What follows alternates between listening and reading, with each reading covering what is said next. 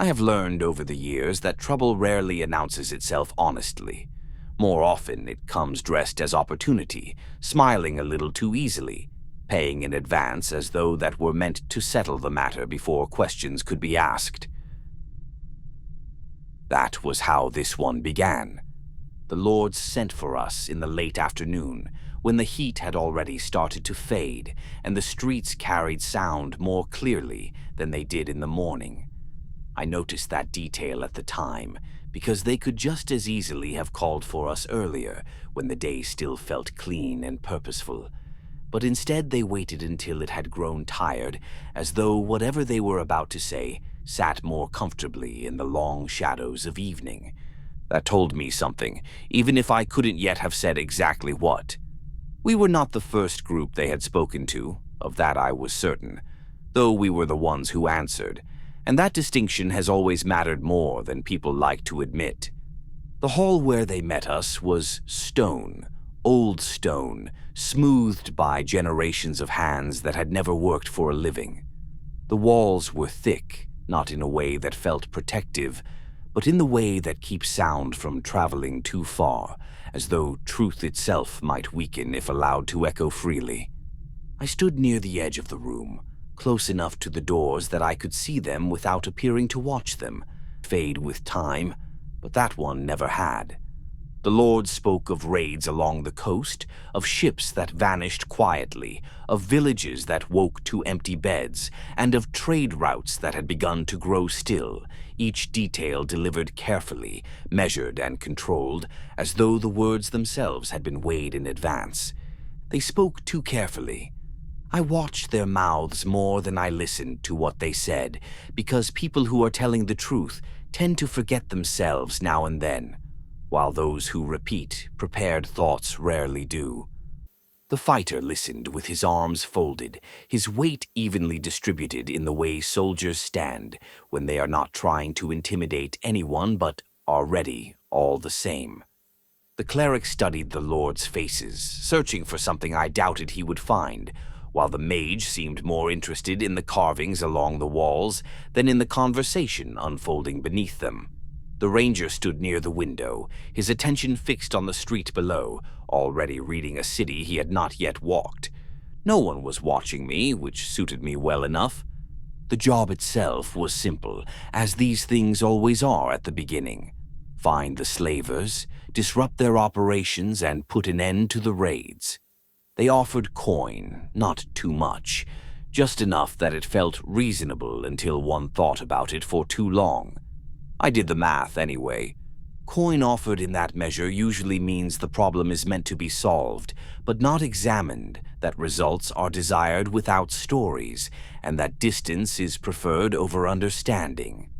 I have never liked distance because distance is where people hide the parts they do not want seen. When the lords finished speaking, there was a pause of the sort that invites agreement without demanding it, and in that space the fighter nodded, the cleric inclined his head, the mage asked a question that was answered vaguely, and the ranger remained silent. They all looked ready to accept. I waited. Eventually, one of the lords noticed me and cleared his throat softly, as if recalling an item that had been left too long on a list. "And you?" he asked. I shrugged, not out of disrespect, but because it was the most accurate response I had. "I don't like slavers," I said, "but I like unfinished jobs even less." The lord smiled thinly, then spoke a single word: Highport. That, more than anything else he had said, felt honest. Highport was a city with too many shadows for its size, a port that saw more than it admitted, a place where people learned over time to look away without feeling as though they had done so deliberately. I had passed through it once, years earlier, and remembered the smell of salt and refuse layered together for so long that no one noticed either anymore, as well as the way its streets narrowed unexpectedly, as if the city itself preferred not to be seen all at once. I remembered thinking even then that I would not stay long. That was years ago. When the meeting ended, the lords dismissed us politely, as though the matter were already settled, offering no blessings and asking for no updates, their confidence resting either on competence or on pretense. Outside, the light had shifted, long shadows stretching across the stone, and the city felt louder now that we were once again among people who worked for a living. We walked together for a time without speaking. Eventually, the fighter asked what I thought, and I gave him the truth, or something close enough to it. "I think," I said, "that if this were simple, they wouldn't need us." He nodded, which told me he already knew that. The cleric asked whether I believed the lords, and I told him that belief was the wrong word, because belief implies trust, and trust implies expectation. And while I had expectations, none of them were particularly comforting. That night, I checked my gear more carefully than usual, not because it needed the attention, but because I did. Blades were cleaned, lockpicks aligned by feel rather than sight, and pouches secured just tightly enough to stay closed without resisting the hand. I tested each item the way one tests memories, gently and without rushing, allowing for the possibility that something might have changed when I was not looking.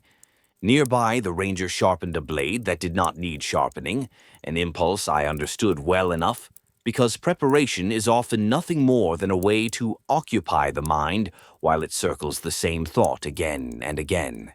The mage read, the cleric prayed, and the fighter slept lightly, one eye never fully closed, even in rest. I stayed awake longer than I should have, listening to the sounds of the night as they settled around us, the distant movement of carts, the low murmur of voices, and the steady, indifferent passage of time. My thoughts kept returning to Highport, to the way slavers operate, to how cities allow things to happen as long as they happen quietly, and to how often evil depends less on cruelty than on convenience.